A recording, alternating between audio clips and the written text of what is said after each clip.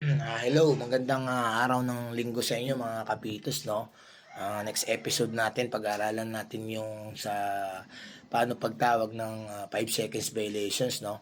Unahin natin doon sa Rule 4, doon sa Article 17, yung throw-in, no? So, paano natin siya dapat itawag? So, pagka nagbigay tayo ng bola sa throw-in, siyempre, always tandaan natin yung ating protocol, laging niisip, always sweep the floor. Siyempre muna, bago natin i-hand off yung bola, no? O door to door special delivery po tayo ngayon, kapag lalo na kapag crucial po. So, para maiwasan po yung tapon ng bola, tapos kukunin uli natin. Tapos, mas mainam po sana mga kapitos, meron po tayong visible counting, no? So, kung ito po yung bola binigay natin, palabas po yung natin bilang, para hindi po ma-disconcert po yung mag-throw in. So, yun po yung una dun sa Rule 4. Yung pangalawa naman po, yun dun sa Rule 5, violations natin, yung tinatawag nating closely guarded sa Article 27, no?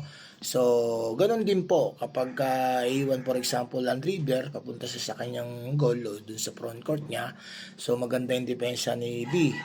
Biglang na double depensa ni B2. So, wala nang makita yung A1. So, bibigyan natin ng siyempre ng importance yung depensa. Kung di na po siya makapagpasa within 5 seconds, nasa kamay niya pa, pwede na po natin i-blow your whistle para ma-violate na po yung A1. So, yun po yung with visible counting pa rin.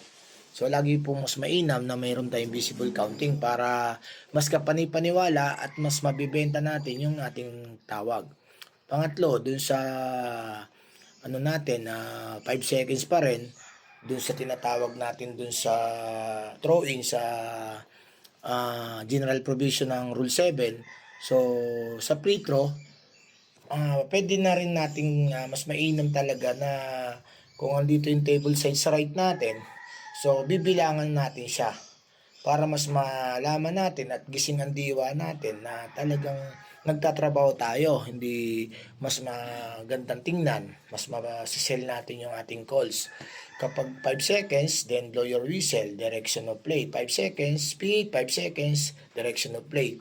So, yun po yung mga natin, mga violation natin sa 5 seconds na pwede nating itawag, no, mga violation na yan. Kung yung una dun sa throw-in, closely guarded, saka sa free throw. So, hope may nakuha po kayo dito sa episode natin na to. Mga kapitos, salamat po sa always na pakikinig nyo sa mga panonood sa mga videos and reels ko.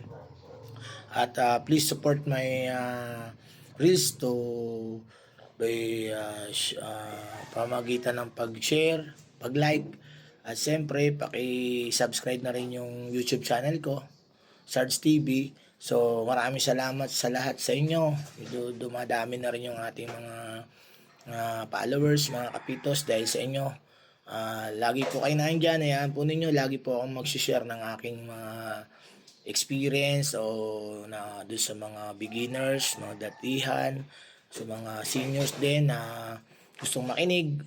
Maraming salamat po sa inyo. Andito lang po palagi ang inyong kapitos na SARS Clinic na magbibigay po sa inyo ng informative, lalo-lalo na po sa mga basketball rules natin. Okay, thank you very much and God bless you all.